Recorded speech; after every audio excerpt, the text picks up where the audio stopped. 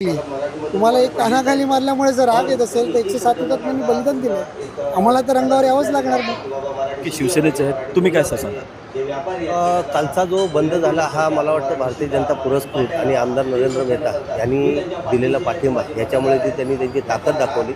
पण काल नरेंद्र मेहतानी जी स्टेटमेंट दिली चॅनलला त्यांचं चाललं होतं, एकही मराठी शब्द किंवा मराठीबद्दल त्यांचं प्रेम दिसून नाही आलं. कारण त्यांनी सांगितलं जो प्रकार झाला मी त्यांच्या पाठीशी आहे.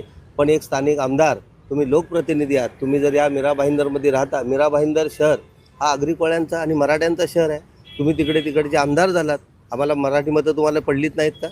पण त्यांनी एकही शब्द न काढता समजा त्यांना सूचना दिल्या असतात की बाबा मराठी शिकलं पाहिजे, मराठी बोललं पाहिजे. जे व्यापारी आहेत मी त्यांना विनंती करतो की आपण मराठी शिका, मराठी पाट्या लावा. हा कुठेही शब्द न करता मी त्यांच्या पाठीशी आहे, ते माझे मतदार आहेत.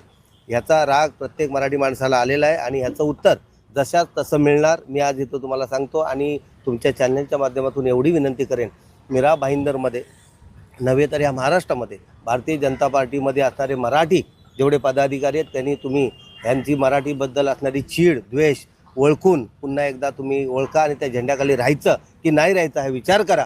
आणि मी तुम्हाला आवाहन करतो, मी एक ह्या शिवसेना उद्धव बाळासाहेब ठाकरेंचा शहरप्रमुख म्हणून मी मीरा भाईंदर वासियांना विनंती करेन की तुम्ही ज्या झेंड्याखाली आहात तो त्या झेंड्याखाली तुम्ही काम करताय. हे मराठी द्वेष चीड असणाऱ्या पक्षामध्ये तुम्ही काम करताय. मी तुम्हाला आवाहन करतो, पुन्हा एकदा बाहेर या आणि आपली मराठी ताकद दाखवूया. आम्ही आपलं स्वागत करतोय. नक्की आजचा जो संपूर्ण मीरा भाईंदर शहरामध्ये मराठी एकजूटता दाखवणार आहे ती व्यापक प्रमाणात दाखवली जाईल असा आत्मविश्वास येथील या सर्वांनी व्यक्त केलेला आहे. प्रभाकर कुडालकर, एबीपी माझा, मीरा भाईंदर.